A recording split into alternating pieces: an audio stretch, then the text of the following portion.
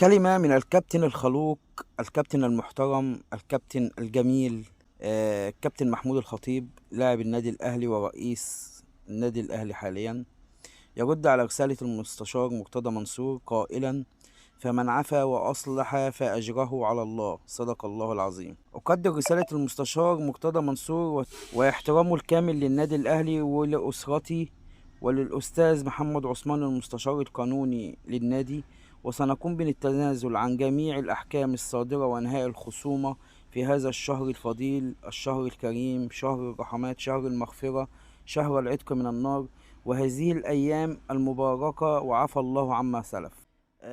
دي أحسن رسالة الواحد شافها في رمضان والله، على الوسط الرياضي.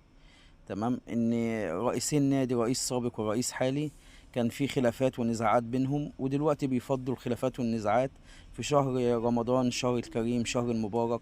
دي حاجة كويسة والله، دي تدي أمل للواحد إن حتى أنت لو في مشكلة مع حد أو في خصومة مع حد، أنت ممكن ربنا في أي وقت ممكن يخليك تتسامح، ويخليك إن أنت تبقى الدنيا جميلة ومفيش أي مشكلة، ولو في خلافات بينا نخلصها ونرجع إخوات ونرجع أسرة واحدة وكلنا إيد واحدة، لأن ربنا سبحانه وتعالى وسيدنا محمد صلى الله عليه وسلم قال لك: احنا هنفضل في رباط الى يوم الدين، هنفضل كلنا ايد واحدة ان شاء الله باذن الله، عشان احنا بلدنا الجميلة ديت، واسم مصر يفضل موجود في العالي ان شاء الله.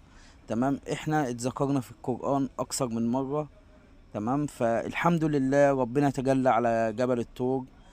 يعني دي حاجات تخلي الواحد يبقى مبسوط وفرحان ان هو من اهل مصر. بس هي المشكلة عندنا في بعض مشاكل وبعض خلافات، دي لو اتحلت هنبقى احسن دولة على مستوى العالم.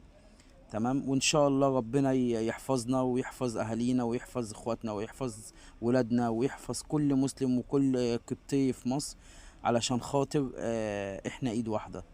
شكرا، والسلام عليكم ورحمة الله وبركاته. يا ريت ما تنساش تصلي على النبي والاشتراك في القناة واللايك الجميل.